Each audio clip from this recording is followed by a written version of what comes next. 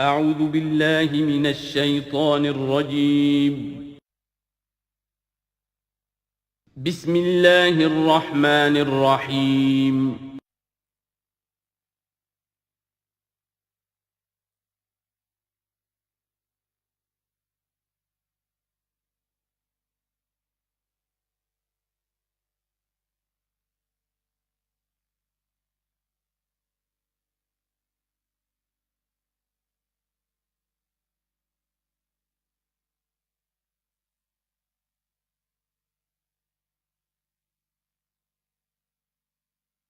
اعوذ باللہ من الشیطان الرجیم بسم اللہ الرحمن الرحیم وعدکم اللہ مغانم کثیرۃ تاخذونها، اللہ تعالیٰ نے اے مسلمانوں تم سے وعدہ کیا ہے بہت سی غنیمتوں کا جو تمہیں حاصل ہوں گی۔ فعجل لکم ہذہ، تو یہ تو اللہ نے فوری طور پر تمہیں عطا کر دی ہے، یعنی یہ فتح مبین۔ وکف ایدی الناس عنکم، اور لوگوں کے ہاتھ تمہاری جانب سے روک لیے، یعنی جنگ اگر ہوتی ظاہر بات ہے کہ قریش بھی پھر اگر اس میں اپنی قوت کا مظاہرہ کرتے تو کچھ نہ کچھ نقصان تو مسلمانوں کا بھی ہوتا۔ کف ایدی الناس عنکم، ان کے ہاتھ باندھ لیے اور روک لیے اللہ نے تم سے۔ وَلِتَكُونَ آیَةً لِّلْمُؤْمِنِينَ، اور تاکہ یہ اہل ایمان کے لیے ایک نشانی بن جائے۔ وَيَهْدِيَكُمْ صِرَاطًا مُسْتَقِيمًا، اور اللہ تعالیٰ اب تمہیں سیدھی راہ پر جو ہے گامزن کر دے، یعنی تمہاری جد و جہد کو، اجتماعی جو جد و جہد ہے تمہاری، اسے براہ راست تیر کی طرح سیدھا اب اس کے آخری ہدف اور منزل مقصود تک پہنچا دے۔ وَأُخْرَىٰ لَمْ تَقْدِرُوا عَلَيْهَا، اور کچھ اور بھی فتحیں ہیں جن کا ابھی تک تمہیں جس پر قدرت حاصل نہیں ہوئی ہے۔ قد احاط اللہ بہا، اللہ تعالیٰ ان کا بھی احاطہ کیے ہوئے ہے، یعنی یہ کہ اس کے فوراً بعد تمہیں ایک فتح ملے گی جو کہ خیبر کی ہوگی، کیونکہ یہ اس جو رکوع ہم نے دوسرا پڑھائے ہیں، تیسرا اس سے پہلے نازل ہوا ہے، اور یہ کہ پھر فتح مکہ ہونے والی ہے۔ اللہ تعالیٰ نے یہ تمام فتوحات جو اللہ کے تو علم میں ہے، اللہ کے نے ان کا احاطہ کیا ہوا ہے۔ وَكَانَ اللَّهُ عَلَىٰ كُلِّ شَيْءٍ قَدِيرًا، اللہ ہر چیز پر قادر ہے۔ وَلَوْ قَاتَلَكُمُ الَّذِينَ كَفَرُوا لَوَلَّوُا الْأَدْبَارَ، اور اگر یہ کافر یعنی قریش مکہ تم سے جنگ کرتے تو لازماً پیٹ دکھا دیتے، پیٹ پھیر جاتے۔ ثُمَّ لَا يَجِدُونَ وَلِيًّا وَلَا نَصِيرًا، اور پھر نہ پاتے اپنے لیے کوئی حمایتی، کوئی مددگار۔ سنت اللہ التی قد خلت من قبل، یہ اللہ کی وہ سنت ہے، اس کا دستور ہے، اس کا قانون ہے کہ جو پہلے سے چلا آ رہا ہے، یعنی یہ کہ اللہ تعالیٰ اپنے رسولوں کی مدد کرتا ہے۔ تو اب رسول کے ساتھ اگر وہ جنگ پر آمادہ ہو گئے ہوتے تو یقیناً ان کو پیٹھ دکھانی پڑتی اور شکست ان کا مقدر بنتی۔ سنت اللہ التی قد خلت من قبل ولن تجد لسنت اللہ تبدیلا، اور نہیں پاؤ گے تم اللہ کی سنت اور اللہ کے دستور میں کوئی تبدیلی۔ وَهُوَ الَّذِي كَفَّ أَيْدِيَهُمْ عَنْكُمْ وَأَيْدِيَكُمْ عَنْهُمْ بِبَطْنِ مکہ، وہی ہے جس نے روک لیے ان کے ہاتھ تمہاری طرف بڑھنے سے اور تمہارے ہاتھ ان کی طرف بڑھنے سے۔ بِبَطْنِ مکہ، بیچ شہر مکے کے، یعنی مکے کی وادی میں اور مکے کے شہر میں اگر یہ جنگ ہوتی اور یہ خون ریزی ہوتی، مِن بَعْدِ أَنْ أَسْفَرَكُمْ عَلَيْهِمْ، اور یہ اللہ نے روک دیا اس کے بعد کہ اللہ نے تمہیں ان پر فتح دے دی تھی، یعنی کہ واقعتاً دل میں قریش شکست کھا چکے تھے، وہ سمجھ گئے تھے کہ ہمارے لیے مقابلہ ممکن نہیں ہے، ورنہ وہ صلح کبھی نہ کرتے۔ ان کے لیے تو یہ چیز گویا کہ بڑی موت سے بھی بڑھ کر جو تھی، بھاری تھی، کہ مسلمان جو ہے ان کے ساتھ ہم صلح کریں، انہیں تسلیم کر لیں، اور پھر یہ بھی طے کریں کہ اگلے سال آپ آئیے اور ہم 3 دن کے لیے یہ پورا مکہ خالی کر دیں گے، آپ یہاں جس طرح چاہیں عمرہ کریں۔ یہ شرط بھی اس میں شامل تھی اگلے سال، لیکن اس سال آپ کو جانا پڑے گا، ہماری ناک جو ہے اتنی نہ کٹے کہ اسی سال آپ عمرہ کر لیں، لیکن یہ ہے کہ بہرحال آئندہ آپ آئیں گے۔ تو اس کے بعد کہ اللہ نے تمہیں ان پر فتح دے دی تھی۔ وَكَانَ اللَّهُ بِمَا تَعْمَلُونَ بَصِيرًا، اور جو کچھ تم کر رہے ہو اللہ اسے دیکھ رہا ہے۔ هُمُ الَّذِينَ كَفَرُوا وَصَدُّوكُمْ عَنِ الْمَسْجِدِ الْحَرَامِ، وہی لوگ ہیں، یعنی ان کے جرائم کا تذکرہ ہو رہا ہے جنہوں نے کفر کیا تو، اور تمہیں روکے رکھا مسجد حرام تک جانے سے۔ وَالْهَدْيَ مَعْكُوفًا أَن يَبْلُغَ مَحِلَّهُ، اور ہدی کے جو جانور لے کے گئے تھے مسلمان احرام کے ساتھ ساتھ، وہ ہدی کے جانور تھے کہ کعبے کے لیے نیاز کے یہ جانور ہیں، وہ رکے ہوئے تھے کہ وہ اپنی اصل جگہ پر یبلغ محلہ، کہ اس کا اصل مقام تو یہ تھا کہ کعبے جائیں، وہاں پر ان کا چڑھاوا چڑھایا جائے اور ان کو قربانی دی جائے، لیکن یہ کہ وہ رکے ہوئے تھے کہ وہاں تک نہیں پہنچ سکتے تھے۔ لیکن یہ اللہ نے کیوں ہاتھ روک لیے ان کے ہاتھ تم سے، تمہارے ہاتھ ان سے کیوں روک لیے، جنگ کیوں نہیں ہونے دی، اس کی حکمت اب آ رہی ہے۔ وَلَوْلَا رِجَالٌ مُؤْمِنُونَ وَنِسَاءٌ مُؤْمِنَاتٌ، اگر نہ ہوتے مرد مومن اور عورتیں مومنات، لم تعلموہم، جنہیں تم نہیں جانتے تھے، ان تطؤوہم، اندیشہ تھا کہ تم انہیں بھی پیس ڈالتے. یعنی جب جنگ ہوتی ہے، بھٹی گرم ہو جاتی ہے، اس وقت تو تحقیق و تفتیش مشکل ہوتی ہے. اب وہ مسلمان کے جو ہجرت نہیں کر سکے، ان میں ضعفاء بھی تھے، ان میں مریض بھی تھے، ان میں عورتیں بھی تھیں جن کے لیے ممکن ہی نہیں تھا، جیسا کہ ہم سورہ نساء میں پڑھ چکے ہیں کہ جن کے لیے بالکل ممکن ہی نہیں تھا، اللہ تعالیٰ نے ان کو معاف کر دیا تھا. ہجرت نہیں کر رہے تب بھی اللہ ان سے مواخذہ نہیں کرے گا. تو اب وہ لوگ بھی موجود تھے مکے کے اندر. اب اگر یہ چکی چلتی تو پھر تو یہ پیس ڈالتی ان کو بھی. وَلَوْلَا رِجَالٌ مُؤْمِنُونَ وَنِسَاءٌ مُؤْمِنَاتٌ لَمْ تَعْلَمُوهُمْ أَن تَطْئُوهُمْ، تم جانتے ہی نہیں تھے، ہو سکتا ہے کہ تم انہیں بھی کچل دیتے. فَتُصِيبَكُم مِّنْهُمْ مَعَرَّةٌ، اور ان کے معاملے میں پھر تم پر ایک الزام آ جاتا، بغیر علم، اس کے بغیر کہ تمہیں کوئی علم ہو، تمہاری بے خبری میں تم پر الزام آتا کہ ان اہل ایمان نے آ کر اپنے اہل ایمان ساتھیوں کو بھی قتل کر دیا. لِيُدْخِلَ اللَّهُ فِي رَحْمَتِهِ، اللہ نے اسی لیے روک دیا اس جنگ کو اس وقت اور تمہیں فتح دے دی صلح کی شکل میں، تاکہ اللہ تعالیٰ داخل کرے اللہ تعالیٰ اپنی رحمت میں جس کو چاہے. وَلَوْ تَزَيَّنُوا لَعَذَّبْنَا الَّذِينَ كَفَرُوا مِنْهُمْ عَذَابًا أَلِيمًا، اگر وہ علیحدہ ہو چکے ہوتے، یعنی مسلمان اہل ایمان مرد اور عورتیں جو ہیں جو ابھی تک مقیم ہیں یہاں پر، اگر وہ یہاں سے نکل چکے ہوتے، علیحدہ ہو چکے ہوتے، تو پھر باقی یہاں صرف کفار رہ گئے ہوتے، تو ہم اسی وقت لَعَذَّبْنَا الَّذِينَ كَفَرُوا مِنْهُمْ عَذَابًا أَلِيمًا، تو ان کافروں کو ہم ابھی وہ بدترین عذاب کا مزہ چکھا دیتے. اس جعل الذین کفروا فی قلوبہم الحمیۃ حمیۃ الجاہلیہ، جب کافروں نے اپنے دلوں کے اندر ایک حمیت جو ہے، ایک بڑی غیرت اور حمیت کا معاملہ، لیکن وہ حمیت جاہلی تھی کہ ہم لوگ، اور کیسے ممکن ہے کہ ہم انہیں یہاں پر عمرہ کرنے دیں. یہ لوگ کہ جو بے دین ہو گئے، ان کے اعتبار سے تو بے دین تھے، جو ہم اپنے آبا و اجداد کے دین کو چھوڑ گئے، تو وہ جو نسل پرستی اور قوم پرستی ان میں تھی، اور آبا پرستی تھی، اور اپنی روایت پرستی تھی، اس کے بنا پر حمیت جاہلیت ان کے دلوں کے اندر اتنی کوٹ کوٹ کر بھری ہوئی تھی. اس جعل الذین کفروا فی قلوبہم الحمیۃ حمیۃ الجاہلیہ، انہوں نے حمیت جاہلی کو اپنے دلوں کے اندر راسخ کر لیا تھا. فانزل اللہ سکینتہ علی رسولہ وعلی المؤمنین، تو اللہ تعالیٰ نے اپنا طرف سے سکون نازل فرما دیا اپنے رسول پر صلی اللہ علیہ وسلم اور اہل ایمان پر. وَأَلْزَمَهُمْ كَلِمَةَ التَّقْوَىٰ، اور اللہ تعالیٰ نے ان پر لازم کر دیا تقویٰ کی بات کو، یعنی اللہ تعالیٰ نے تقویٰ کو ان پر لازم کر دیا. وَكَانُوا أَحَقَّ بِهَا، یقیناً وہ تقویٰ کے زیادہ حقدار بھی ہیں، وَأَهْلَهَا، اور واقعتاً تقویٰ کے اہل ہیں، ان کے اندر تقویٰ موجود ہے. وَكَانَ اللَّهُ بِكُلِّ شَيْءٍ عَلِيمًا، اور یقیناً اللہ تعالیٰ ہر چیز کا علم رکھتا ہے. لَقَدْ صَدَقَ اللَّهُ رَسُولَهُ الرُّؤْيَا بِالْحَقِّ، اب ایک شبہ کا ازالہ ہو رہا ہے کہ کچھ لوگوں کو یہ خیال پیدا ہوا ہوگا کہ رسول کا تو خواب بھی سچا ہوتا ہے اور وحی کے درجے میں ہے. حضور نے ہمیں فرمایا تھا کہ میں نے خواب دیکھا کہ ہم عمرہ کر رہے ہیں تو چلو، اور یہاں ہم عمرہ نہیں کر سکے تو رسول کا خواب جھوٹا ہو گیا. یہ اگر شک کسی کے دل میں پیدا ہوا تو اس کو ظاہر کر رہے ہیں کہ رسول کا خواب جھوٹا نہیں ہوا. یعنی یہ کہ اس میں جب حضور سے پوچھا بھی گیا، آپ نے تو فرمایا تھا کہ ہم عمرہ کریں گے، تو آپ نے فرمایا تھا یہ میں نے کب کہا تھا کہ اسی سال ضرور کریں گے، عمرہ کریں گے. چنانچہ اگلے سال وہ عمرہ ہوا. سن 7 میں اسے عمرہ قضا کہتے ہیں، جو صلح حدیبیہ میں طے ہو گیا تھا کہ اگلے سال آپ آئیے عمرہ کیجئے. تو عمرہ قضا جو ہے، یہ عمرہ چونکہ رہ گیا تھا، درمیان میں ہی بند ہو گیا، تو عمرہ قضا، اس عمرے کی قضا اگلے سال جو ہے سن 7 میں آپ نے دی. اور 3 دن تک قریش نے مکے کو خالی کر دیا، پہاڑوں پر چڑھ گئے، اور مسلمان 3 دن تک مکے کے اندر مقیم رہے. انہوں نے اپنے اطمینان سے عمرہ ادا کیا.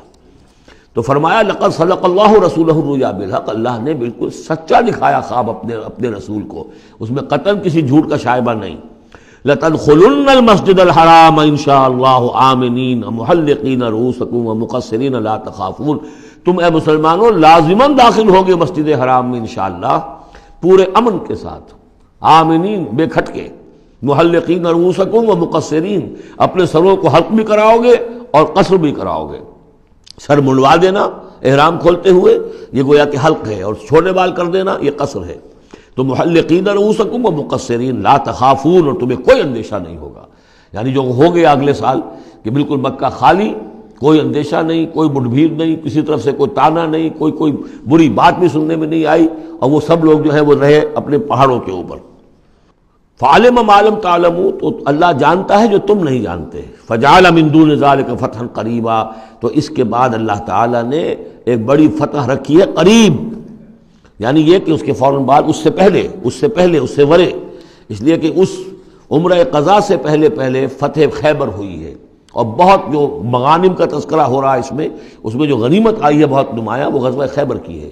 ایک تو یہ کہ یہودیوں کا گڑھ تھا، بہت مالدار تھے، پھر یہاں سے جو گئے تھے 2 قبیلے نکل کر گئے تھے، وہ بھی اکثر ان میں سے وہیں آباد ہو گئے تھے، تو وہ ان کی بڑی جمعیت تھی وہاں پر، اور یہودی ویسے مالدار ہوتے ہیں، تو وہاں پہ جو غنیمت ملی ہے مسلمانوں کو، اس کے طرف اشارہ ہو رہا ہے۔ اللہ تعالیٰ نے اس سے پہلے کہ تم عمرہ قضا ادا کرو، اور جب تم داخل ہوگے مسجد حرام، اس سے پہلے جو ہے اللہ تعالیٰ تمہیں فتح دے گا، نصیب کرے گا۔ اب وہ آیت آ گئی، هو الذی ارسل رسولہ بالہدی ودین الحق لیظہرہ علی الدین کلہ، یعنی یہ جو سلسلہ اب جا رہا ہے، صراط مستقیم، سیدھا راستہ، کس منزل کی طرف جا رہا ہے؟ دنیا میں مسلمانوں تمہاری جد و جہد کی منزل کیا ہے؟ اللہ کے دین کا غلبہ، اس لیے کہ ہم نے اپنے رسول کو بھیجا ہی اس کام کے لیے۔ یہ سورہ توبہ میں آیت ہم پڑھ چکے ہیں، فرق صرف یہ ہے کہ وہاں پر تھا هو الذی ارسل رسولہ بالہدی ودین الحق لیظہرہ علی الدین کلہ ولو کرہ المشرکون، یہاں آخری حصہ ہے وکفی باللہ شہیدا۔ لیکن سورہ توبہ والی آیت جوں کی توں پھر سورہ صف میں آ جائے گی، وہ بھی اب زیادہ دور نہیں رہی ہے، وہ بھی ہم جلدی پڑھیں گے۔ تو اللہ نے تو بھیجا ہے اپنے رسول کو صلی اللہ علیہ وسلم الہدا دے کر، یعنی قرآن حکیم جو ہدایت کاملہ ہے، نو انسان را پیام آخری حامل او رحمت للعالمین، هو الذی ارسل رسولہ بالہدی ودین الحق، اور دین حق دے کر بھیجا ہے۔ یہ دین کی بات کیجئے، اب دیکھیے، الدین ان اقیم الدین، اللہ کے دین کو قائم کرو۔ ام لہم شرکاء شرعوا لہم من الدین ما لم یأذن بہ اللہ، کیا ان کے شریکوں نے بھی کوئی دین دیا ہے انہیں؟ اللہ نے انہیں دین حق دیا ہے، اور دین حق اس لیے دیا ہے کہ اسے غالب کرے کل کے پورے نظام زندگی کے اوپر، پورے نظام زندگی پر۔ وہی ہے جس نے بھیجا ہے اپنے رسول کو صلی اللہ علیہ وسلم بالہدا، ہدایت دے کر، قرآن دے کر، ودین الحق، اور سچا دین، حق دین، عادلانہ نظام زندگی دے کر، لیظہرہ علی الدین کلہ، تاکہ وہ غالب کریں اسے کل کے کل نظام زندگی پر، وکفی باللہ شہیدا، اور کافی ہے اللہ مدد کے لیے۔ عام طور پر ترجمہ یہاں پر گواہ کا کیا گیا ہے، آپ نے دیکھا ہوگا، لیکن یہاں اس لفظ شہید کا مطلب جو مدد کے ہے۔ اس کے لیے یہ کہ نوٹ کیجئے جو سورہ بقرہ کے 30 رکوع میں آیا تھا، فَإِن كُنتُمْ فِي رَيْبٍ مِّمَّا نَزَّلْنَا عَلَىٰ عَبْدِنَا فَأْتُوا بِسُورَةٍ مِّن مِّثْلِهِ وَادْعُوا شُهَدَاءَكُم مِّن دُونِ اللَّهِ إِن كُنتُمْ صَادِقِينَ، بلا لو اپنے مددگاروں کو اللہ کے سوا اگر تم سچے ہو۔ تو چونکہ اصل میں شہیدہ کے معنی تو ہے حاضر ہونا، شہیدہ یشہد، کسی کی موجودگی اور حاضری، جو موجود ہوتا ہے وقوع پر وہی صحیح گواہی دینے کا اہل ہے، اس لیے اس کے معنی گواہی کے پیدا ہو گئے، اور جو موجود ہو وہی آپ کی مدد بھی کر سکتا ہے، اس لیے اس کے معنی مددگار کے بھی ہیں۔ آپ کا کوئی دوست ہے، بڑا آپ کا بہی خواہ ہے، لیکن جب آپ پر کوئی ستم ہو رہا تھا، ظلم ہو رہا تھا، زیادتی ہو رہی تھی، وہ موجود ہی نہیں تھا بیچارہ، وہ کیا کرے گا؟ آپ کی مدد نہیں کر سکتا۔ تو مددگار بھی معنی ہے لفظ شہید کے۔ وَكَفَى بِاللَّهِ شَهِيدًا، اللہ کافی ہے مددگار کی حیثیت سے۔ محمد الرسول اللہ والذین معہ، یہ وہ جماعت ہے جو اس بیعت کی بنیاد پر وجود میں آئی ہے۔ نوٹ کر لیجئے اس بات کو، یہ بیعت کے تذکرے کے ساتھ اب یہ آیت آ رہی ہے۔ محمد الرسول اللہ صلی اللہ علیہ وسلم ایک بیعت تو وہ لیتے تھے کہ جو کوئی ایمان لاتا تھا، ایمان کی بیعت، لیکن جو آپ نے اہل مکہ سے کبھی نہیں لی، بلکہ وہاں تو جس نے بھی کہہ دیا اشہد ان لا الہ الا اللہ واشہد ان محمد رسول اللہ، کوئی فارمل ڈیکلیریشن، کوئی اور اس کے لیے کوئی سمبولک کوئی اقدام نہیں تھا، الا یہ کہ کوئی باہر سے آتا تھا تو بیعت ہوتی تھی۔ اس کے بعد آپ نے بیعت مکے میں 2 لی ہیں، بیعت عقبہ اولیٰ، بیعت عقبہ ثانیہ۔ اور بیعت عقبہ ثانیہ کی بیعت وہ ہے کہ جس سے اب وہ ایک جماعتی شکل بنی ہے، اس لیے کہ اس کے الفاظ کیا ہیں، متفق علیہ روایت ہے، یہ بخاری اور مسلم دونوں میں، راوی اس کے حضرت عبادہ بن ثابت رضی اللہ تعالیٰ عنہ۔ وہ بیعت کیا تھی؟ بایعنا رسول اللہ صلی اللہ علیہ وسلم علی السمع والطاعۃ فی العسر والیسر والمنشط والمکرہ وعلی اثرۃ علینا وعلی لا ننازع امر اہلہ وعلی نقول بالحق اینما کنا لا نخاف فی اللہ لومۃ لائم۔ ہم نے بیعت کی تھی اللہ کے رسول سے کہ آپ کا ہر حکم سنیں گے اور مانیں گے، اطاعت کریں گے، فی العسر والیسر، خواہ مشکل ہو اور خواہ آسانی ہو، والمنشط والمکرہ، خواہ ہماری طبیعت آمادہ ہو، خواہ ہمیں اپنی طبیعتوں پر جبر کرنا پڑے، وعلی اثرۃ علینا، خواہ ہم پر دوسروں کو ترجیح دی جائے۔ ہم کبھی نہیں کہیں گے کہ ہم آپ کے پرانے ساتھی ہیں، آپ نے بالکل ایک نووارد کو ہمارے اوپر امیر کیسے مقرر کر دیا، نہیں، اٹس یور پریروگیٹو، یہ آپ کا اختیار ہوگا، جس کو آپ چاہیں امیر بنائیں۔ وَعَلَىٰ اللَّهُ نَازِلَ أَمْرَهُ لَهُ، جنہیں آپ والی امر بنا دیں گے، امیر بنا دیں گے، ان سے بھی ہم جھگڑیں گے نہیں، ان سے تعاون کریں گے، ان کی اطاعت کریں گے۔ جیسے کہ ایک اور حدیث میں حضور نے فرمایا من اطاعنی فقد اطاع اللہ ومن عصانی فقد عصى اللہ، جس نے میری اطاعت کی اس نے اللہ کی اطاعت کی، اور جس نے میری نافرمانی کی اس نے اللہ کی نافرمانی کی۔ ومن اطاع امیری فقد اطاعنی، جس نے میرے مقرر کردہ امیر کی اطاعت کی اس نے میری اطاعت کی۔ ومن عصى امیری فقد عصانی، جس نے میرے مقرر کردہ امیر کی نافرمانی کی اس نے میری نافرمانی کی۔ اب ظاہر بات ہے جب جماعتی زندگی ہوتی ہے تو ایک ہی امیر نہیں ہوتا، اب ایک فوج ہے، ایک سپہ سالار ہے، لیکن اور چھوٹے چھوٹے جو اس کے حصے ہیں، میمنہ پر کوئی اور ہے، میسرہ پر کوئی اور ہے، اور قلب پر کوئی اور ہے، چھوٹے چھوٹے کمانڈرز بھی تو ہیں۔ چھوٹی سی کمپنی ہے، پلاٹون ہے، پھر بٹالین ہے، بٹالین سے اوپر پھر ریجیمنٹ ہے، ہر جگہ پر جو ہے اس کے جو آفیسرز موجود ہیں، جو کمانڈرز موجود ہیں، ان سب کا سلسلے وار سب و طاعت کا نظام اگر نہیں ہوگا تو وہ فوج کہاں ہوئی؟ اس طرح ایک جماعت ہے، ایک پورے ملک کے اندر جماعت ہے، اس کا امیر ہے، پھر اس کے کئی صوبائی اس کی شاخیں اس کے امیر ہیں، تو یہ تو نظام اس طرح چلے گا۔ تو یہاں پر وَعَلَىٰ أَن نَّقُولَ بِالْحَقِّ أَيْنَمَا كُنَّا، اور آخری بات جو تھی اس بیعت کے اندر کہ ہم جہاں کہیں بھی ہوں گے حق بات ضرور کہیں گے، مشورہ مانگا جائے گا مشورہ دیں گے، وی ول ناٹ ہولڈ بیک اور اوپینینز، ہم اپنی رائے دیں گے، حق بات کہیں گے جہاں کہیں ہوں گے، لیکن اس کے بعد جو فیصلہ ہوگا فَإِذَا عَزَمَ الْأَمْرُ، جیسا کہ ہم پڑھ چکے ہیں، جب فیصلہ ہو جائے تو پھر یہ کہ اللہ اور اس کے رسول کی اطاعت لازم ہے۔ تو فرمایا یہ محمد رسول اللہ والذین معہ کی جو جماعت بنی ہے اس شکل میں، اس قتال کے مرحلے کے شروع ہونے سے پہلے، منہج انقلاب نبوی میں اقدام کا مرحلہ جب آیا ہے، پیسو ریزسٹنس جب ایکٹیو ریزسٹنس میں چینج ہو رہی ہے، تو اب وہ ایک نظم جماعت کی شکل ہے، اور وہ بیعت عقبہ ثانیہ کی بنیاد پر وجود میں آیا۔ محمد رسول اللہ والذین معہ اشداء علی الکفار رحماء بینہم، اللہ کے رسول، یہ اس میں دو طرح ترجمے اس کے کیے جاتے ہیں، محمد اللہ کے رسول ہیں، یہ ایک جملہ پورا ہو گیا، والذین معہ اشداء علی الکفار رحماء بینہم، اور جو ان کے ساتھ ہیں وہ کافروں پر بہت بھاری ہیں اور آپس میں بہت رحم دل ہیں۔ اور ایک ترجمہ یہ بھی ہے کہ محمد رسول اللہ والذین معہ، یہ سب مل کر مبتدا بنی، اللہ کے رسول محمد اور جو ان کے ساتھ ہیں ان سب کی شان یہ ہے کہ اشداء علی الکفار رحماء بینہم، وہ کفار کے حق میں بڑے سخت ہیں لیکن آپس میں بہت رحم دل ہیں، رحیم ہیں، شفیق ہیں۔ یہ ہم پڑھ چکے ہیں سورہ مائدہ میں بھی، اذلۃ علی المؤمنین اعزۃ علی الکافرین، اہل ایمان کے حق میں وہ بہت ہی نرم خو ہو، حلقہ یاراں تو بریشم کی طرح نرم، رزم حق و باطل ہو تو فولاد ہے مومن۔ یہ شان جو ہے بندہ مومن کی قرآن مجید میں دو جگہ آئی ہے۔ تراہم رکعا سجدا یبتغون فضلا من اللہ ورضوانا، تم دیکھو گے ان کو کبھی سجدے میں گرے ہوئے ہوں گے اور کبھی رکوع کر رہے ہوں گے، وہ اپنے رب کے فضل کے متلاشی رہتے ہیں ہر دم ہر آن، اور اللہ کی رضا چاہتے ہیں۔ سیماہم فی وجوہہم من اثر السجود، اور ان کی جو نشانی ہے وہ ان کے چہروں میں جو اثرات پیدا ہوتے ہیں سجدے سے۔ سجدے سے عام طور پر تو خیال یہ ہوتا ہے کہ یہی جو گھٹا پڑ جاتا ہے یہی سجدے کا نشان ہے، لیکن اس کے علاوہ بھی نمازیوں کے چہرے میں ان کی نماز کی ایک کیفیت ہوتی ہے، نورانیت ہوتی ہے کہ جو ان کے چہروں کے اندر موجود ہوتی ہے۔ ذالک مثلہم فی التوراۃ، یہ ہے ان کی مثال اور تمثیل جو تورات میں آئی تھی، ومثلہم فی الانجیل، اور انجیل میں جو ان کی مثال دی گئی تھی وہ یہ ہے کزرع اخرج شطأہ، جیسے ایک کھیتی وہ اپنا پٹھا نکالتی ہے، فآزرہ، پھر اسے گاڑھا کرتی ہے، فاستغلظ، اور فاستوى، اس کو مضبوط کرتی ہے اور پھر اسے گاڑھا کرتی ہے، فاستوى علی سوقہ، پھر اپنی نال پر کھڑی ہو جاتی ہے۔ چھوٹی سی کوئی کوپل پھوٹتی ہے، پھر وہ بڑھتی ہے، نرم سی ہے، پھر ذرا اس کا جو تنا بنتا ہے اس کے اوپر پھر کھڑی ہو جاتی ہے سیدھی۔ یہ جس طریقے سے درجہ بدرجہ یہ جو زراعت ہو رہی ہے، یہ کھیتی ہو رہی ہے، اس کا نتیجہ کیا نکلتا ہے؟ یعجب الزراع، جو زراعت کرنے والا ہے، جو کاشتکار ہے اسے بڑی بھلی لگتی ہے، آیا آج دیکھا اپنی کھیتی کو اپج آئی ہے، نکل آئی ہے، اس کے بعد یہ کیا بڑھ رہی ہے، پک رہی ہے، اب کھیتی لہرا رہی ہے، اس کے اوپر سٹے آ گئے ہیں۔ یعجب الزراع لیغیظ بہم الکفار، تاکہ اس سے دل جلے کافروں کا۔ اب یہاں اس سے واضح ہو گیا یہاں زراع کون ہے؟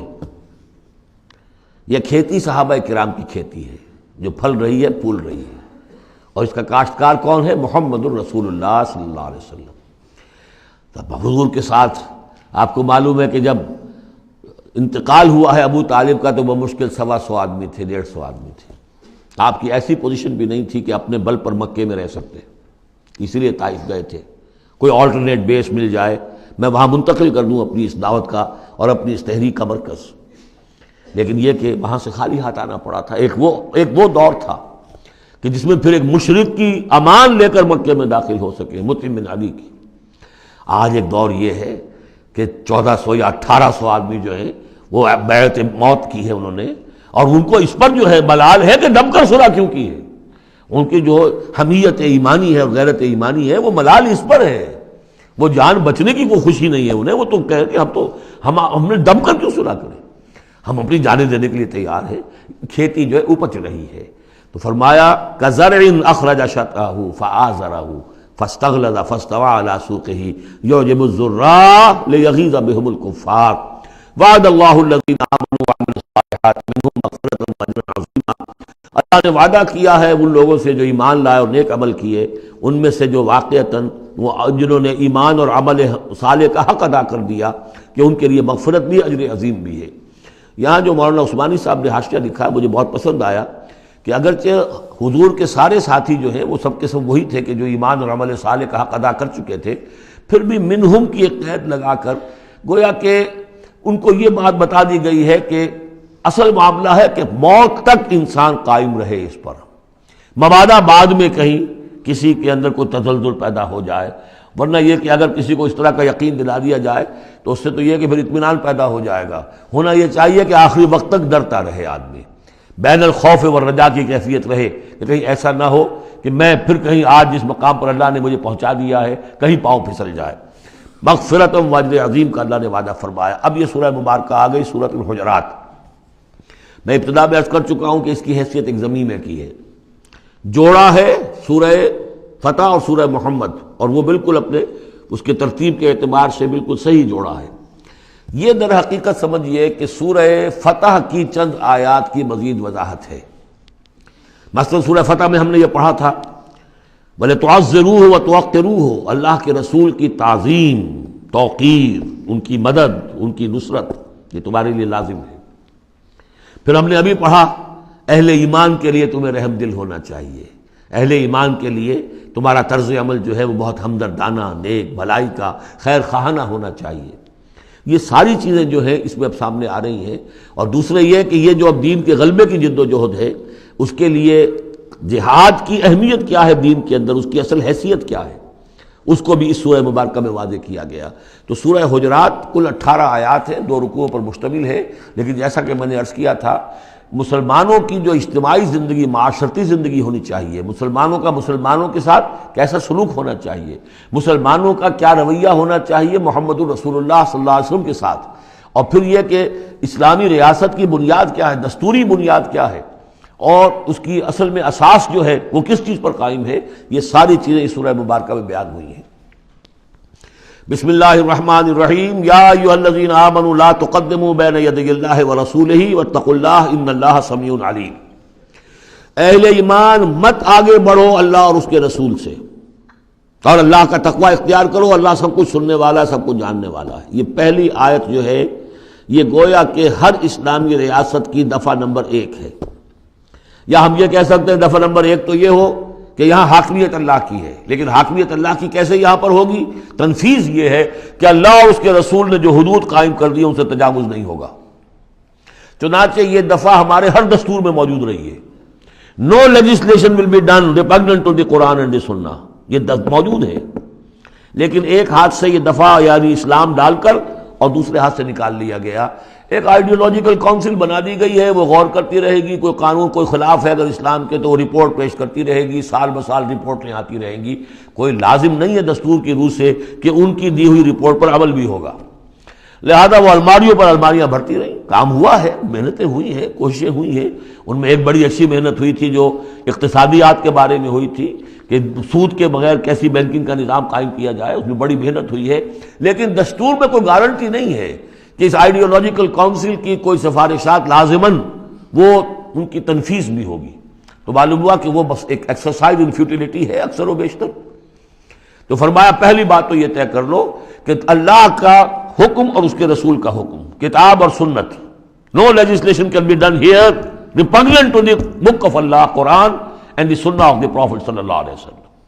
یہ ہے اصل الاصول، یہ ہے دفعہ، کہ اس دفعہ سے اب یہ ریاست اسلامی بن گئی کہ جو بھی لیجسلیٹو باڈی آپ بنائیں، اسے آپ پارلیمنٹ کہیں، اسے مجلس ملی کہیں، اسے آپ کانگریس جو چاہیں کہیں، اس کی لیجسلیٹو اتھارٹی جو ہے وہ لمیٹڈ ہے، limited by the injunctions of the Quran and the sunnah. اس دائرے کے اندر اندر وہ قانون سازی کر سکتے ہیں، اس لیے کہ اس دائرے کے اندر اندر جو کچھ ہے وہ مباح ہے، اور مباح کے اندر آپ اکثریت کے ساتھ فیصلہ کر لیجئے۔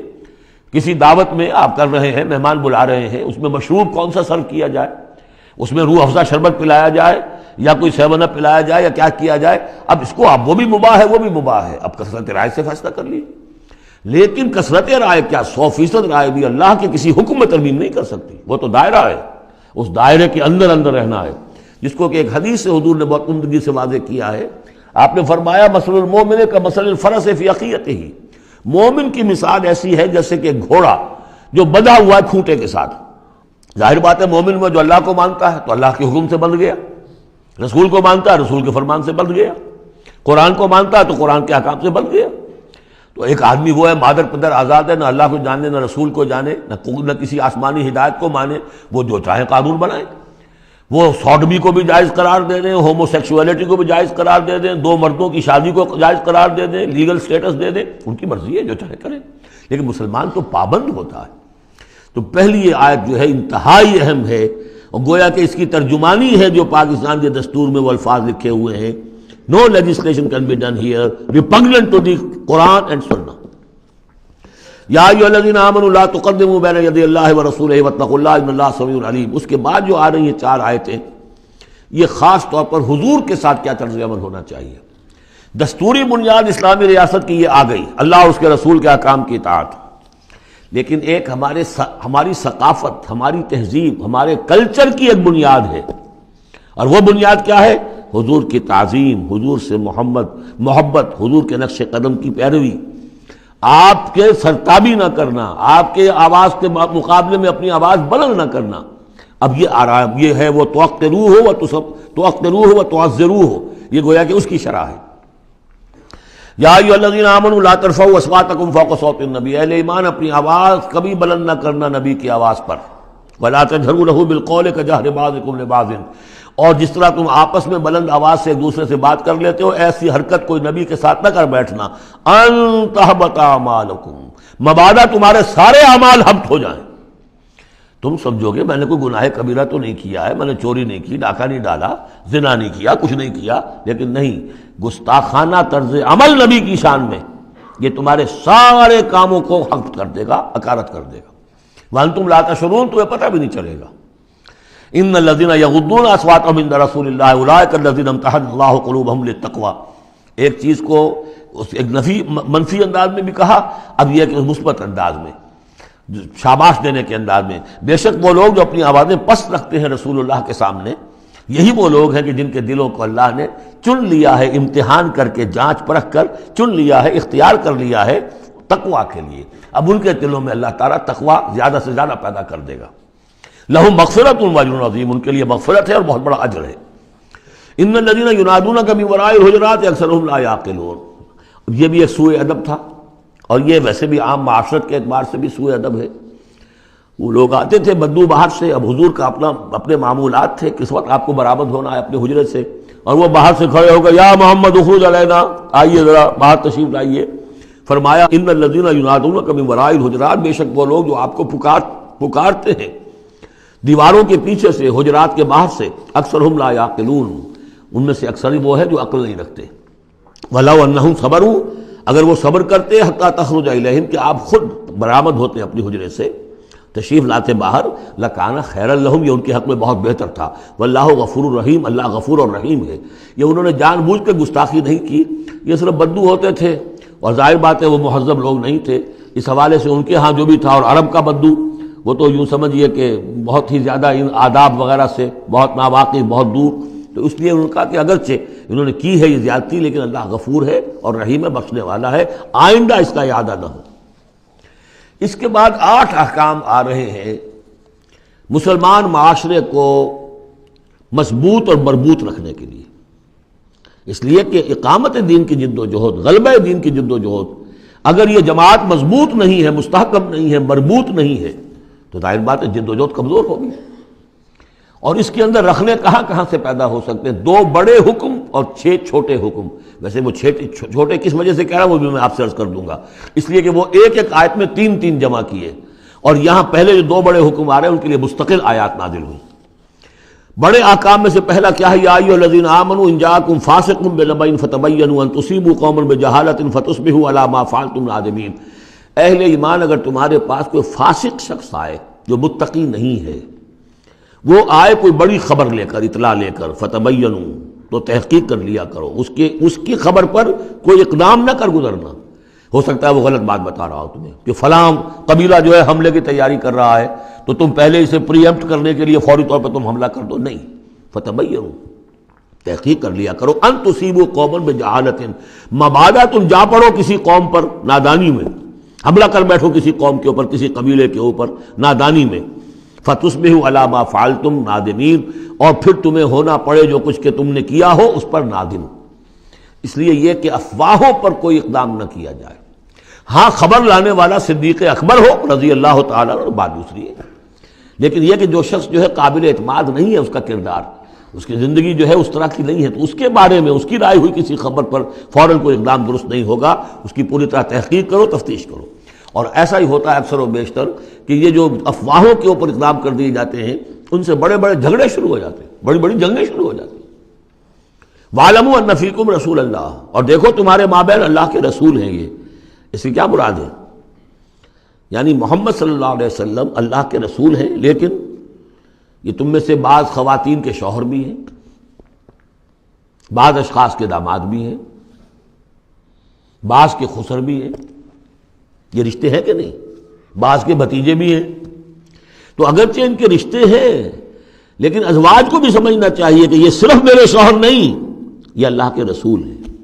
بڑا فرق ہوگا اگر صرف شوہر سمجھ کر کوئی معاملہ کیا، اور لیکن یہ کہ یہ حیثیت نگاہ میں نہ رہے کہ اللہ کے رسول ہے. اگر حضرت ابو بکر اور حضرت عمر سمجھے ہمارا داماد ہے، داماد تو بیٹے کے برابر ہوتا ہے نا، نہیں، اللہ کا رسول. ان کی جو حیثیت تمہارے سامنے مقدم رہنی چاہیے وہ یہ کہ اللہ کے رسول ہے. وَاعْلَمُوا أَنَّ فِيكُمْ رَسُولَ اللَّهِ، یہ اللہ کے رسول ہیں اگرچہ محمد ابن عبداللہ، کوئی شک نہیں، لیکن اللہ کے رسول ہیں. لَوْ يُطِيعُكُمْ فِي كَثِيرٍ مِّنَ الْأَمْرِ، اگر وہ تمہارا کہنا مانا کرے اکثر معاملات میں، لَعَنِتُّمْ، تو تم مشکل میں پڑ جاؤ گے. تمہارا رویہ یہ ہونا چاہیے کہ یہ دیکھو وہ کیا چاہتے ہیں، ان کی منشا دیکھو.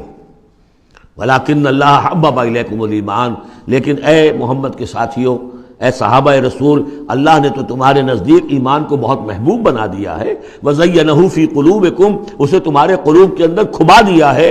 وَكَرَّهَ إِلَيْكُمُ الْكُفْرَ وَالْفُسُوقَ وَالْعِصْيَانَ، اور بہت ہی تمہارے نزدیک ناپسندیدہ بنا دیا ہے کفر کو بھی اور فسق کو بھی اور نافرمانی کو بھی. یہ صحابہ کرام کی شان میں بہت بڑی آیت ہے جو نازل ہوئی ہے قرآن میں. وَلَٰكِنَّ اللَّهَ حَبَّبَ إِلَيْكُمُ الْإِيمَانَ وَزَيَّنَهُ فِي قُلُوبِكُمْ وَكَرَّهَ إِلَيْكُمُ الْكُفْرَ وَالْفُسُوقَ وَالْعِصْيَانَ أُولَٰئِكَ هُمُ الرَّاشِدُونَ، یقیناً یہی لوگ ہیں جو صحیح راستے پر ہیں اور جو سعادت مند ہیں اور جو آخری کامیابی کو حاصل کریں گے. فضلا من اللہ ونعما، اور یہ فضل ہے اللہ کی طرف سے، انعام ہے اس کا، احسان ہے. واللہ علیم الحکیم، اللہ سب کچھ سننے والا، اللہ ہر چیز کا علم رکھنے والا اور کمال حکمت والا ہے. اب دوسرا حکم آ رہا ہے، وَإِن طَائِفَتَانِ مِنَ الْمُؤْمِنِينَ اقْتَتَلُوا، آخر اہل ایمان بھی انسان ہیں، جھگڑا ہو سکتا ہے، اختلاف ہوگا، اختلاف سخت ہو جائے جھگڑا ہو جائے گا، جھگڑا سخت ہو جائے قتال بھی ہو جائے گا. آخر حضرت علی اور حضرت عائشہ کے مابین جنگ ہوئی کہ نہیں؟ حضرت علی اور امیر معاویہ کے درمیان جنگ ہوئی کہ نہیں؟ یہ کون ہے؟ کس کو ہم کہہ دیں گے کافر؟ معاذ اللہ ثم معاذ اللہ. تو فرمایا وَإِن طَائِفَتَانِ مِنَ الْمُؤْمِنِينَ اقْتَتَلُوا، اگر اہل ایمان میں سے 2 گروہ لڑ پڑیں، فَأَصْلِحُوا بَيْنَهُمَا، تو اب عام معاشرے کو یہ سمجھنا چاہیے، سب لوگوں کو، کہ وہ یہ نہ سمجھے کہ ہم سے کیا ہے، آپس میں نبڑ لیں. نہیں، ان کے درمیان صلح کراؤ، تمہارا فرض ہے، یہ اجتماعی فریضہ ہے، صلح کراؤ. فَأَصْلِحُوا بَيْنَهُمَا، انڈیفرنس ہمیں کیا تعلق؟ غلط. اس لیے کہ یہ جو رکھنا پڑ رہا ہے، یہ اسلامی معاشرے کا رکھنا مسلمانوں کی مجموعی قوت کو کمزور کرنے کا سبب بنے گا، اور مسلمانوں کی قوت کمزور ہوتی ہے تو اللہ کے دین کے غلبے کی جد و جہد کمزور پڑ رہی ہے. لہذا فرض سمجھو، اصلحوا بینہما، ان کے درمیان صلح کراؤ. فَإِن بَغَتْ إِحْدَاهُمَا عَلَى الْأُخْرَىٰ، پھر اگر ان میں سے ایک دوسرے پر زیادتی کرے، صلح کی پابندی نہیں کر رہا، صلح کرا دی گئی پھر بھی وہ زیادتی کر رہا، فقاتلوا التی تبغی، اب جنگ کرو اس سے جو زیادتی کرنے والا ہے۔ اب یہ دو فریقوں کے درمیان نہیں رہا معاملہ، اب ایک فریق گویا کہ پوری مسلم جماعت کو، پورے مسلم معاشرے کو، پوری ملت اسلامی کو جو کہ وہ للکار رہا، چیلنج کر رہا ہے، تو اب ان سے جنگ کرو حتی تفیء الی امر اللہ، یہاں تک کہ وہ لوٹ آئے اللہ کے حکم کی طرف۔ صلح کی جو بھی شرائط تھی ان کو دوبارہ قبول کر لے۔ فإن فات، پھر اگر وہ لوٹ آئے، فاصلحوا بینہما، پھر ان کے مابین دوبارہ صلح کرا دو، بالعدل، انصاف کے ساتھ، واقسطوا، اور دیکھنا انصاف کا دامن ہاتھ سے نہ چھوڑنا، انصاف کرو، اس لیے کہ اب ہو سکتا ہے کہ اس دوسرے فریق پر تم کو زیادتی کر بیٹھو، اس لیے کہ اب اس سے تم بھی لڑے ہو، لڑ کر تم نے اسے مجبور کیا ہے کہ وہ صلح کی پابندی کرے، تو اب بھی اس پر کوئی زیادتی نہ ہو جائے۔ واقسطوا ان اللہ یحب المقسطین، اللہ تعالیٰ انصاف کرنے والوں کو محبوب رکھتا ہے۔ یہ تو دو بڑے بڑے حکم ہو گئے۔ اب ایک آیت میں 3 حکم اور دوسری میں پھر 3 حکم، یہ چھوٹے چھوٹے انفرادی سطح کے اوپر یا برادریوں کی سطح کے اوپر یا جماعتوں کے اندر جس طرح کے بڑے بڑے چیزیں پیدا ہو جاتی ہیں، بعض چیزیں معمولی نظر آتی ہیں لیکن اس سے دلوں کے اندر زخم پڑ جاتے ہیں۔ انما المؤمنون اخوة فاصلحوا بین اخویکم، یہ تو اسی کے ساتھ آ گئی۔ یقیناً تمام اہل ایمان جو ہے وہ آپس میں بھائی بھائی ہے، بس اپنے دو بھائیوں کے درمیان صلح کرا دیا کرو، واتقوا اللہ، اللہ کا تقوی اختیار کرو، لعلکم ترحمون، تاکہ تم پر رحم کیا جائے۔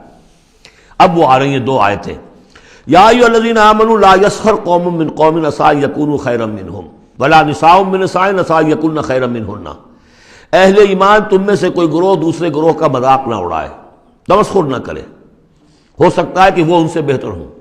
جن کا تم مذاق اڑا رہے ہو، کسی ایک برائی کو دیکھا ہے تم نے، کسی ایک عیب کو دیکھا ہے، اس کی ناک چھوٹی ہے، اس کا کان چھوٹا ہے، اس کا فلاں یہ ہے، اس کا یہ ہے، تو تم نے تو کوئی عیب دیکھا ہے ظاہری، ہو سکتا ہے دل میں اس کے تقویٰ تم سے 10 گنا زیادہ ہو، اللہ کی محبت، اللہ کے رسول کی محبت تم سے 1000 گنا زیادہ ہو، تو تمہیں کیا پتا، تم نے تو ایک چیز دیکھی ہے۔ اسی طرح عورتیں دوسری عورتوں کا مذاق نہ اڑائیں، عسى ان یکن خیرا منہن، ہو سکتا ہے کہ وہ جن کا مذاق اڑایا جا رہا ہے وہ اللہ کی نگاہوں میں بہتر ہو ان سے جو مذاق اڑا رہی ہیں۔ ایک حکم تو ہو گیا تمسخر نہ ہو۔ ولا تلمزوا انفسکم، اپنے آپ کو عیب نہ لگاؤ، اپنے آپ کو عیب لگانا یعنی اپنے بھائیوں پر عیب نہ لگاؤ، آخر وہ تمہاری ہی اس ملت کا فرد ہے، امت کا فرد ہے، تو اس کو عیب لگا تو تمہیں عیب لگا، اس لیے فرمایا بہت ہی بلیغ الفاظ ہے، ولا تلمزوا انفسکم ولا تنابزوا بالالقاب، اور لوگوں کے چڑانے والے نام نہ رکھ لیا کرو۔ کسی جماعت کا نام کچھ اور ہے، اس کو چڑانے کے لیے نام کچھ اور رکھ لیا گیا ہے، یا اور کسی فرد کے لیے، کسی گروہ کے لیے، تو یہ جو ہے ایک دوسرے کے اوپر اس طریقے سے ڈال دینا اور نام ان کے اوپر کہ جو ان کو پسندیدہ نہیں ہے، یہ 3 کام ہو گئے، ایک آیت میں روکا گیا۔ اس کی وجہ سے اکثر ایسا ہوتا ہے، کبھی ایک دوست آپ ایک خاص قسم کا مذاق اس سے کر رہے ہیں یا کسی لفظ سے اس کو چھیڑتے ہیں، 100 دفعہ وہ سن لیتا ہے، کوئی اثر نہیں ہوتا، کسی وقت کوئی عجیب کیفیت ہوتی ہے اس کی کہ اس کے دل میں جا کر زخم کی طرح لگ جاتا ہے اور پھر وہ دل کا رشتہ ٹوٹ جاتا ہے، اور ایک ایسی جو ہے اس کے اندر گرہ پڑ جاتی ہے، پھر کھولے نہیں کھل سکتی۔ لہذا محتاط رہو۔ بئس الاسم الفسوق بعد الایمان، ایمان کے بعد تو برائی کا نام بھی برا ہے، کیوں ان چیزوں میں جا رہے ہو؟ تمہیں تو ایمان کو سمجھنا چاہیے کہ اللہ نے تمہیں اتنی بڑی فضیلت دی ہے، تو ان گندگیوں کی طرف جو ہے تم متوجہ ہی نہ ہو۔ ومن لم یتوب فاولئک هم الظالمون، اور جو باز نہیں آئیں گے تو وہی ہے کہ جو ظالم ہے اللہ کی نگاہ میں۔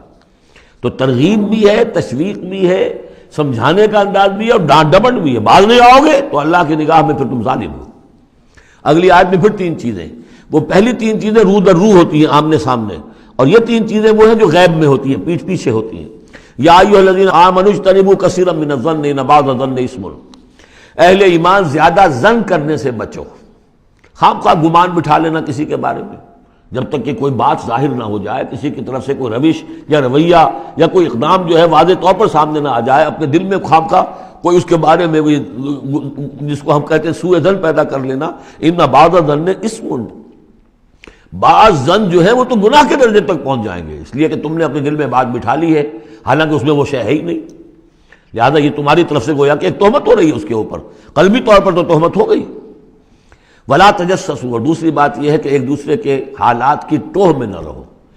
بہرحال اسلامی ریاست ہوگی تو جاسوسی کا ایک محکمہ بھی ہوگا، وہ تو اپنی جگہ پر ہے، لیکن افراد کی سطح پر خام خواہ فلاں اس گھر میں کیا ہو رہا ہے، کیوں ہو رہا ہے، یہ دونوں بھائیوں کے معاملات کیا ہیں، کیا وجہ ہے، لڑائی کیوں نہیں ہوتی ان میں، کچھ لوگوں کی ہوتی ہے، تلاش میں رہتے ہیں ایسی چیزوں کی۔ ولا تجسسوا، تجسس مت کرو۔ ولا یغتب بعضکم بعضا، اور تم میں سے کوئی دوسرے کی غیبت نہ کرے، کسی کے پیٹھ پیچھے غیر موجودگی میں اس کی کوئی برائی نہ بیان کرے، چاہے وہ برائی بالفعل اس میں ہو، حضور سے پوچھا گیا کہ حضور اگر وہ برائی اس میں ہو، آپ نے فرمایا تبھی تو غیبت ہے، اگر برائی ہے نہیں تو تہمت ہو گئی، وہ تو غیبت سے دوہرا جرم ہو گیا۔ لیکن یہی ہے کہ کسی مسلمان بھائی کی غیر موجودگی میں اس کی کوئی برائی بیان نہ کی جائے۔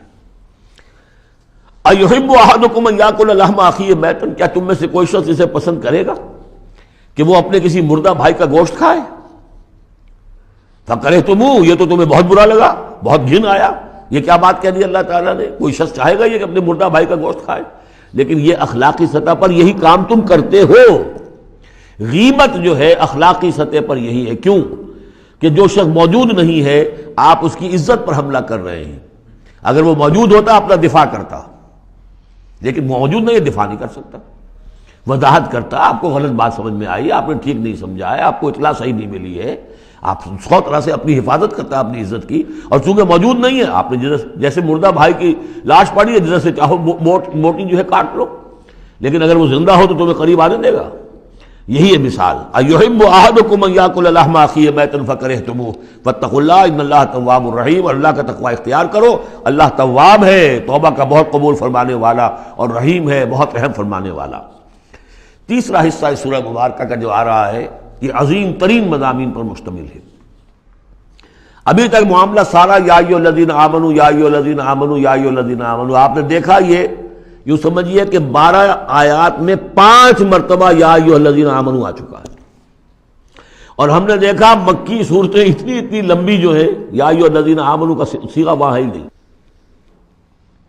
لیکن یہ آیت آ رہی ہے یا ایھا الناس، اے لوگو انا خلقناکم من ذکر و انثی، اے لوگو ہم نے تمہیں پیدا کیا ہے، تم سب کو، چاہے مومن ہو چاہے غیر مومن ہو، چاہے مسلمان ہو چاہے کافر ہو، تم سب کو ہم نے پیدا کیا ہے من ذکر و انثی، ایک مرد اور ایک عورت سے۔ حضرت آدم اور حوا کی اولاد ہو تم۔ وجعلناکم شعوبا وقبائل لتعارفوا، اور ہم نے تمہیں بنا دیا ہے، قوموں میں تقسیم کر دیا اور قبیلوں میں، تاکہ ایک دوسرے کو پہچانو۔ یہ رنگ کا فرق، نسل کا فرق، اور یہ شکل و شبہات کا فرق، یہ جو بھی انسان کے نقوش ہیں ان کا فرق، زبانوں کا فرق، یہ قوموں اور قبیلوں میں جو فرق اور امتیاز ہم نے ڈالا ہے تاکہ پہچان سکو۔ سارے انسان ایک ہی رنگ کے، ایک ہی شکل و صورت کے، ایک ہی معلوم ہوتا کہ سانچہ ہے فیکٹری کا، اسی میں سے سب بنے چلے آ رہے ہیں، ایک ہی زبان بولتے تو پہچانتے کیسے ایک دوسرے کو؟ یہ سارا ہے صرف پہچان کے لیے، یہ نہیں ہے کہ فلاں نسل اعلیٰ ہے، فلاں گھٹیا ہے، فلاں اونچی ہے، فلاں نیچی ہے۔ جیسا کہ آپ نے خطبہ دیا تھا جو آخری خطبہ ہے حجۃ الوداع کا، لا فضل لعربی علی عجمی ولا لعجمی علی عربی ولا لاحمر علی اسود ولا لاسود علی احمر الا بالتقوی، کسی عربی کو، کسی عرب کو عجمی پر کوئی فضیلت نہیں، کسی عجمی کو کسی عرب پر کوئی فضیلت نہیں، کسی سرخرو کو کسی سیاہ فام پر کوئی فضیلت نہیں، کسی سیاہ فام کو کسی سرخرو پر کوئی فضیلت نہیں۔ ہاں فضیلت ہے تو تقوی کی بنیاد پر ہے۔ ایچ جی ویلز نے اپنی history of a concise history of the world میں یہ پیسج کوٹ کر کے لکھا کہ اگرچہ اس سے پہلے بھی تاریخ انسانی میں human fraternity, equality and freedom, انسانی حریت و اخوت و مساوات کے واس تو بہت کہے گئے، لیکن یہ ہے کہ تاریخ انسانی میں یہ ماننا پڑتا ہے کہ پہلی مرتبہ ان اصولوں پر بالفعل ایک معاشرہ قائم کیا محمد نے صلی اللہ علیہ وسلم۔ حالانکہ دشمن ہے، اس نے حضور کی سیرت پر حملے کیے ہیں بالکل وہی اسی طرح کے جیسے رشدی نے کیے ہیں۔ رشدی نے ذرا انداز اور زیادہ گھناؤنا استعمال کیا، چونکہ وہ تو فکشن اس نے ایک طور سے بنائی ہے، لیکن اس نے وہ تاریخ لکھ رہا تھا تو اس طرح کا انداز تو نہیں ہے، لیکن باتیں وہی کہی ہیں۔ اس کے باوجود کس بات کو ماننے پر مجبور ہو گیا کہ واقعہ یہ ہے کہ محمد نے، وہ تو رسول اللہ تو نہیں مانتا، کہ یہ ماننا پڑتا ہے کہ پہلی مرتبہ for the first time in history he established a society based on these principles of human fraternity, equality and freedom. اگرچہ جو تازہ ایڈیشن ہے اس کتاب کا concise history of the world, اس میں سے یہ پیسج نکال دیا ہے، اب تو ایڈیٹرز اور ہیں، البتہ پرانا ایڈیشن کہیں یونیورسٹی سے لیجیے، لائبریری سے، اور وہاں سے آپ کو وہ مل جائے گا پیسج۔ یا ایھا الناس انا خلقناکم من ذکر و انثی وجعلناکم شعوبا وقبائل لتعارفوا، یہ تعارف کے لیے، ان اکرمکم عند اللہ اتقاکم، یقیناً تم میں سب سے زیادہ باعزت اللہ کے نزدیک وہ ہے جو سب سے بڑھ کر متقی ہے۔ ان اللہ علیم خبیر، یقیناً اللہ تعالیٰ سب کو جاننے والا اور باخبر ہے۔ قالت الاعراب آمنا، اب ایک اور بہت اہم بات آ گئی۔ اسلامی معاشرہ اور اسلامی ریاست کی جو شہریت ہے اس کی بنیاد کیا ہے؟ ایمان یا اسلام؟ ایمان تو دل میں ہے، چھپی ہوئی شے ہے، ویریفائبل نہیں ہے یا نہیں ہے، کیسے معلوم ہوگا؟ دنیا میں جو آپ کو قانون بنانا ہے، دنیا میں جو معاشرہ بنانا ہے، دنیا میں جو ریاست بنانی ہے، اس میں کون شامل ہوگا؟ اس کی ساری بنیاد اسلام پر ہے، ایمان پر نہیں ہے۔ لیکن آخرت میں سارا دار و مدار ایمان پر ہے، اسلام پر نہیں ہے۔ آپ جو ہے یہاں کی ابھی سینسس ہوگا آپ کے ملک میں، آپ مسلم لکھا ہوا ہے آپ کے خانے میں مسلم، لیکن یہ کہ اس کی بنا پر اللہ کے ہاں چھوٹ نہیں ہو جائے گی، اللہ دیکھے گا ایمان بھی تھا کہ نہیں۔ ان اللہ لا ينظر الى صورکم ولا الى اموالکم ولکن ينظر الى قلوبکم واعمالکم، اللہ تمہاری صورتوں اور اموال کو نہیں دیکھتا، تمہارے دلوں اور اعمال کو دیکھتا ہے۔ تو یہ جو ایمان اور اسلام کا فرق ہے، اسلامی ریاست اسلامی معاشرے کی اس بحث میں اہم ترین ہے، اس کی بنیاد ایمان پر نہیں ہے، اسلام پر ہے۔ اس کے لیے بیان کیا کیا؟ قالت الاعراب آمنا، یہ بدو کہہ رہے ہیں ہم ایمان لے آئے۔ قل لم تؤمنوا، اے نبی ان سے کہہ دیجئے تم ہرگز ایمان نہیں لائے ہو۔ لم تؤمنوا ہے، یہ نفی جہاد باللم ہو رہی ہے، فعل مضارع پر لم لا کر تاکید ہو جاتی ہے۔ ما آمنتم نہیں، لم تؤمنوا، تم ہرگز ایمان نہیں لائے ہو، ولکن قولوا اسلمنا، یوں کہو کہ ہم اسلام لے آئے ہیں، ہم مسلمان ہو گئے، ہم نے اطاعت قبول کر لی۔ وَلَمَّا يَدْخُلِ الْإِيمَانُ فِي قُلُوبِكُمْ، ابھی تک ایمان تمہارے دلوں میں داخل نہیں ہوا۔ وَإِن تُطِيعُوا اللَّهَ وَرَسُولَهُ، لیکن اگر تم اللہ اور اس کے رسول کی اطاعت کرتے رہو گے، لَا يَلِدْكُم مِّنْ أَعْمَالِكُمْ شَيْئًا، اللہ تعالیٰ تمہارے اعمال میں سے کوئی کمی نہیں کرے گا۔ ان اللہ غفور الرحیم، اللہ غفور الرحیم ہے۔ یعنی قانون تو یہی بنتا ہے، اصول تو یہ بنتا ہے، جب تک ایمان دل میں نہ ہو تو کسی کا کوئی عمل قبول نہ ہو۔ لیکن اللہ غفور ہے، رحیم ہے، اس کی شان غفاری اور اس کی شان رحیمی کے صدقے سے اللہ نے تمہیں یہ رعایت دی ہے کہ اگر نفاق نہ ہو، چاہے ایمان ابھی دل کے اندر راسخ نہیں ہے، لیکن اللہ اور اس کے رسول کی اطاعت کرتے رہو، اگرچہ یہ اطاعت ہوگی total obedience, partial obedience is no obedience, it has to be total. ادخلوا فی السلم کافہ، اسلام میں بھی جزوی داخلہ جو ہے قبول نہیں ہے، پورا کا پورا ہمہ تن سموچے۔ لیکن بہرحال اسلام تو یہ ہے۔ اب اگر تم جاننا چاہو کہ مومن کسے کہتے ہیں تو سن لو، اس کی ڈیفینیشن یہ آ گئی۔ اب یہ میں نے سورہ انفال کے دوران بھی اس کو وضاحت کیا تھا کہ اس کے دو حصے جو اس ڈیفینیشن کے، سورہ انفال میں دوسری آیت، دوسری تیسری، اور ادھر آخر سے پہلی آیت جو ہے اس میں ان کو دونوں کو علیحدہ کر دیا گیا۔ یہ ہے گویا کہ comprehensive definition of a Muslim, of a مومن۔ Who is a مومن؟ انما المؤمنون الذين آمنوا بالله ورسوله ثم لم يرتابوا، مومن تو بس صرف وہ ہے جو ایمان لائے اللہ پر اور اس کے رسول پر، پھر شک میں ہرگز نہیں پڑے۔ لم يرتابوا، پھر وہی جہاد میں لم، ہرگز کوئی شک نہیں پیدا کیا، یعنی یقین بن گیا، ایمان دل کے اندر راسخ ہو گیا۔ جیسے کہ فرمایا صحابہ کرام کے بارے میں، وَلَٰكِنَّ اللَّهَ حَبَّبَ إِلَيْكُمُ الْإِيمَانَ وَزَيَّنَهُ فِي قُلُوبِكُمْ، تمہارے دلوں میں کھما دیا اس نے۔ جب تک ایمان دل میں داخل نہیں ہوا، دل میں راسخ نہیں ہوا، صرف زبان پر ہے آمنت باللہ وملائکتہ وکتبہ ورسلہ، یہ اسلام ہے۔ بنی الاسلام علی خمس، اس میں یقین قلبی شامل نہیں ہے۔ شہادت اللہ الہ الا اللہ وان محمد رسول اللہ، زبان سے گواہی کہ اللہ کے سوا کوئی معبود نہیں اور محمد اللہ کے رسول ہے، وإقام الصلاۃ وإیتاء الزکوٰۃ وصوم رمضان وحج البیت۔ اس لیے کہ ایمان ذرا کسی اور شے کا نام ہے۔ وہ ایمان کیا ہے؟ اس کے دو حصے کر دیے۔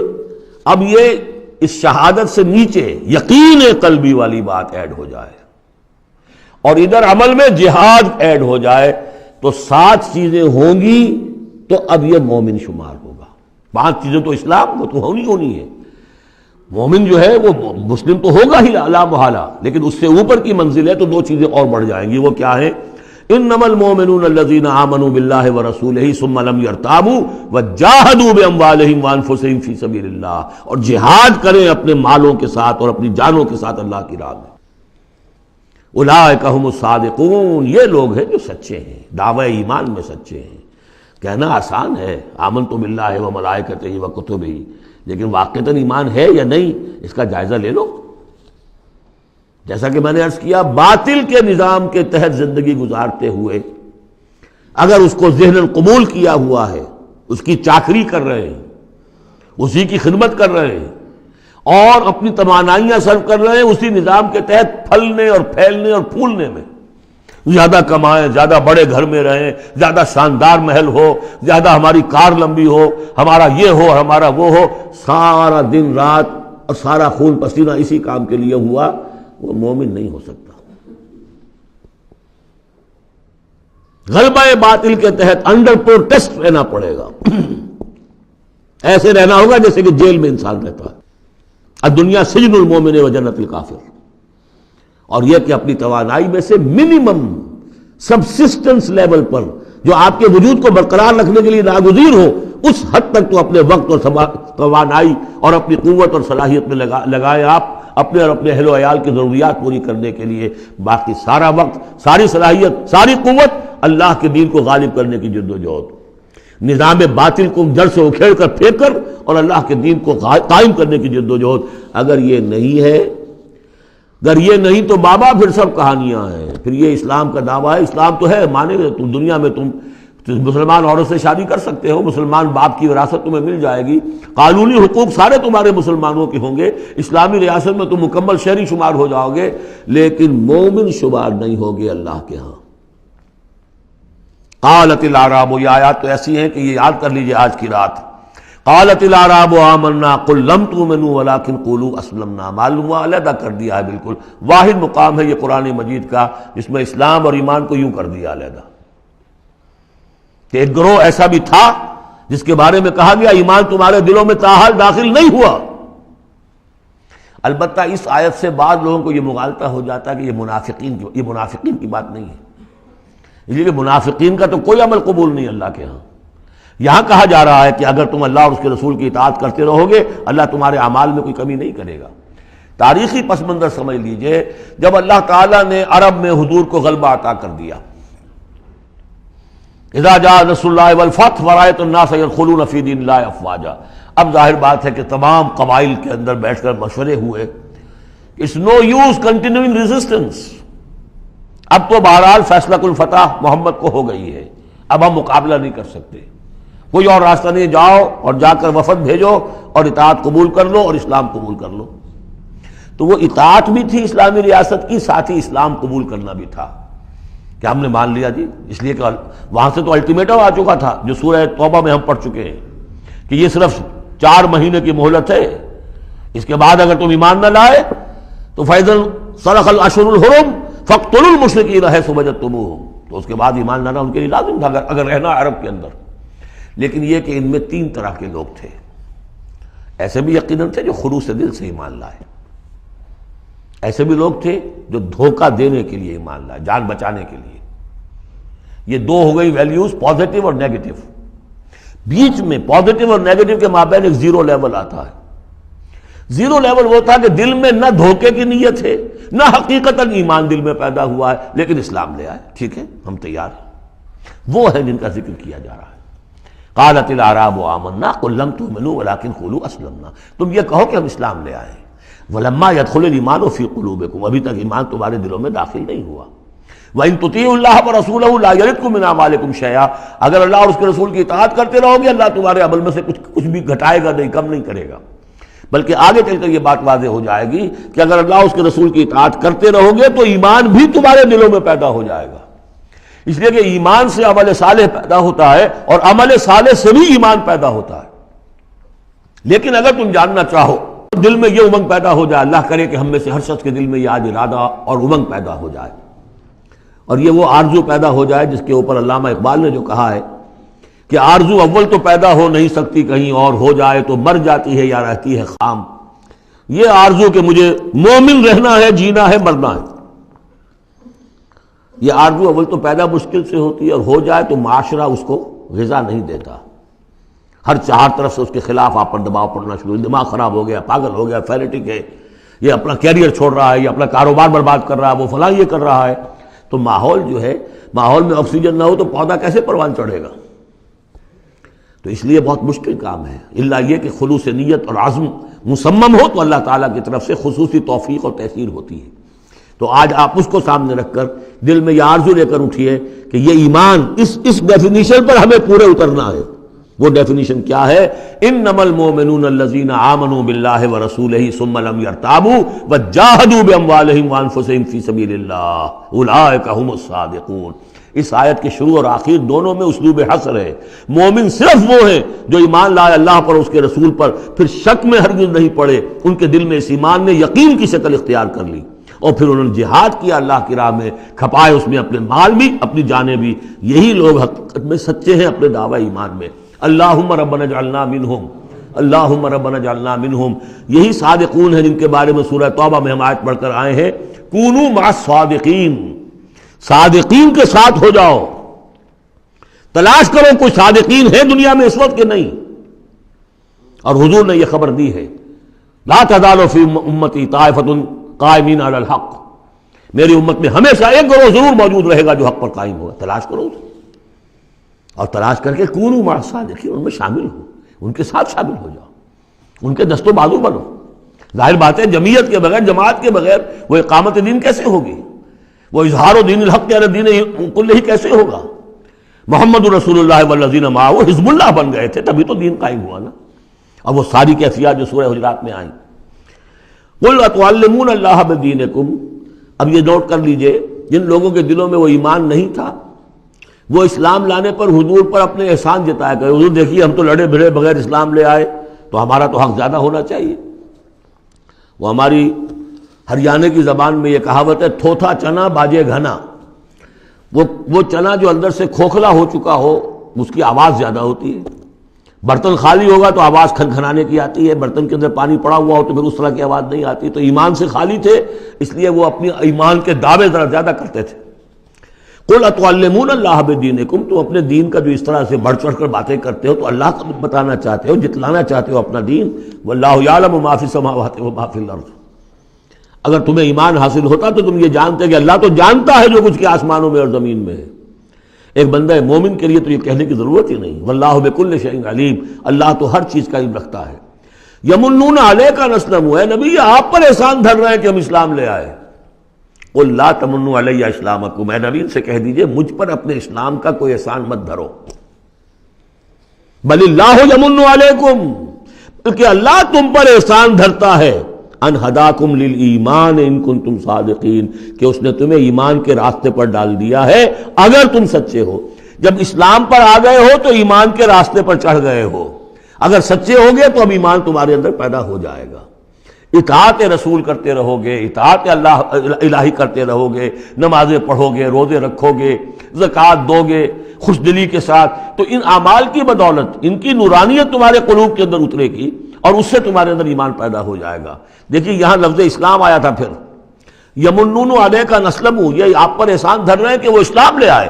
قل لا تمنوا علی اسلامکم، اے نبی کہہ دیجیے مجھ پر اپنے اسلام کا احسان مت دھرو، بل اللہ یمن علیکم، بلکہ یہ تو اللہ تم پر احسان دھر رہا ہے، ان ہداکم للایمان، کہ یہ جو تمہیں اسلام لانے کی توفیق دے دی اس نے، تو اس نے گویا کہ ایمان کی سڑک پر ڈال دیا، تمہیں اس راستے پر ڈال دیا ہے کہ جو ایمان تک لے جائے گی۔